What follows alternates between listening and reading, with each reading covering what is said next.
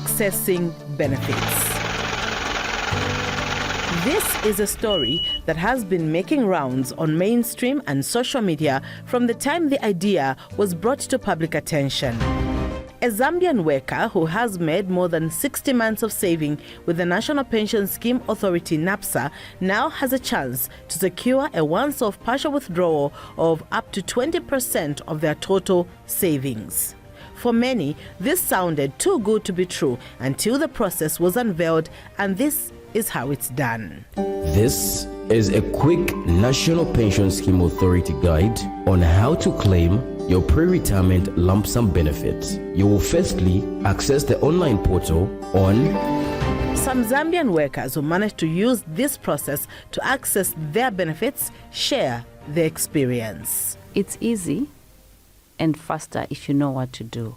When I logged in my NAPSA, that link that they send, I logged in.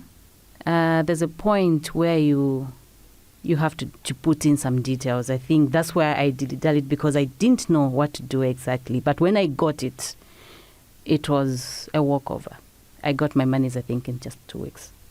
It did not take long. The moment I logged in on the NAPSA, and I entered all my particulars, my details, though I had a bit of challenge on the date of when I started work and the date, month and the year when I stopped to work. So it showed that I had worked for 2-3 companies. That's where I found a challenge. However, I managed by getting all the details where it showed that I worked for another company by marrying them on the same date and ending on the same date. Hence, from that time, it approved all the requirements, my particulars, my details, and any other things that were required of me. Hence, within 48 hours, I received my PIN and my payment. But do all the Zambian workers need to do this? I have not managed to get my NAPSA.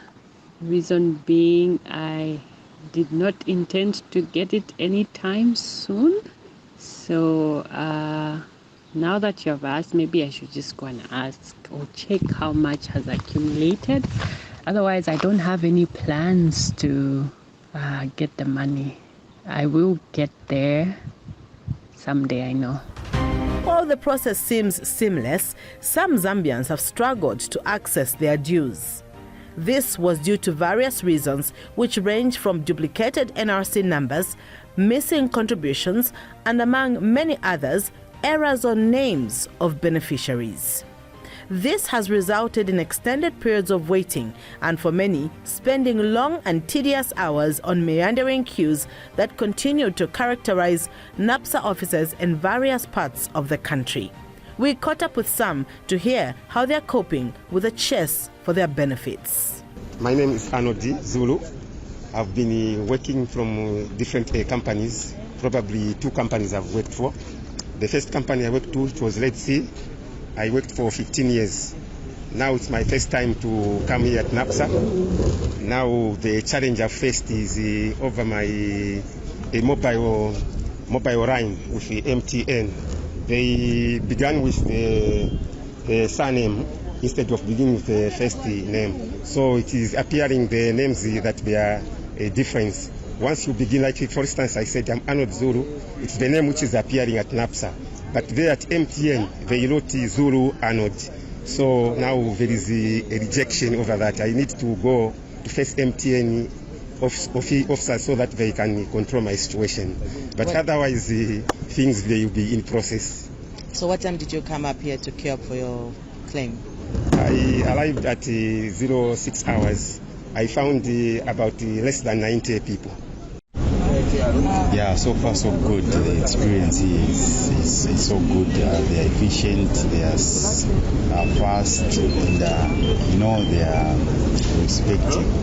I think everything is going on at the moment. For something that was seen to be so readily available for beneficiaries, it is a wonder how some have taken so long to access their entitlements. This delay has led to suspicions that something is not right somewhere.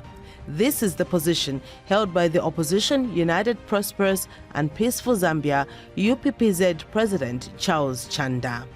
For him, the delay is proof of depleted NAPSA reserves. When inquiries are made, the only response we are getting is that the network is down. We believe that every organization has the services of experienced and trained specialists to deal with their networks. Why is it that NAPSA cannot handle its network? And then we are exposing our senior citizens, a number of our people that have to stay long queues without being attended to.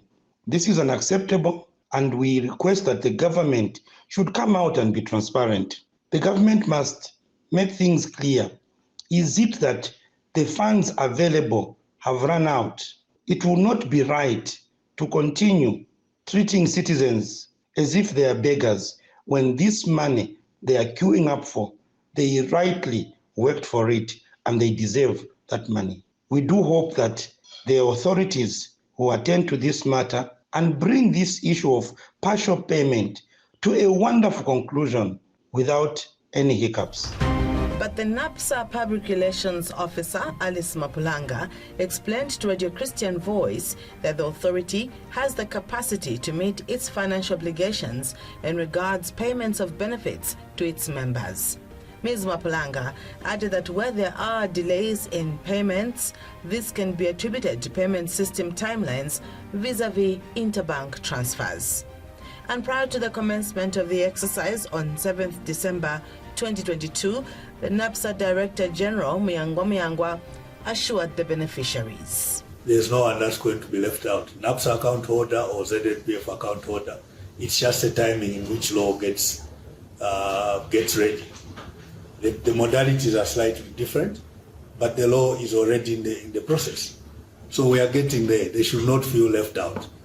We apologize that it couldn't be done at the same time. That's for a lot of detail that needed to go into the NAPSA or the NAPSA part, but that has already been approved by cabinet. That says something. So they should not feel in any way that they are going to be left out. As soon as it was approved by cabinet, you saw posts from our Ministry of Information, you saw posts from State House saying the early access to contribution for NAPSA has been approved by cabinet. So they are not going to be left out. We understand the anxiety, they shall gain access to their money. What is the Minister of Labour's position regarding this? Brenda Tambatamba addressed this issue in Parliament. I am delighted to announce that as of 30th of June 2023, a total of 332,493 members have been paid, a total of 7.7 billion kwacha. There has been an overwhelming response from the general public towards the pre-retirement benefits to date. Politics or not, the access has enabled some Zambians to begin projects to better their lives in person. Some share their stories. For the 20% partial NAPSA withdrawal that I got, I intend to use it for building up the slab for some flats. And I got these plots, I got the plots way back in 2018, but I did not have the finances to start building. But with the NAPSA partial withdrawal, at least I'm now able to start building my flats. When the NAPSA pre-retirement benefits, particularly 20% withdrawal, came up, it was a prayer answered for me because I was believing God for transport. Moving between work and school and church was a challenge, but when this opportunity came, I quickly jumped on it. I thank God because my prayers have been answered. I have a car now. I'm able to go into Bible school, church, and work with much ease.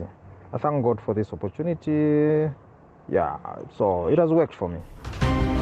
But for others, this was a chance to party after party.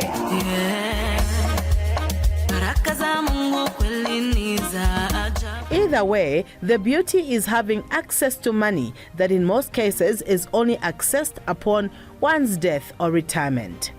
In some cases, the money has been instrumental in helping to provide for the needs of the survivors.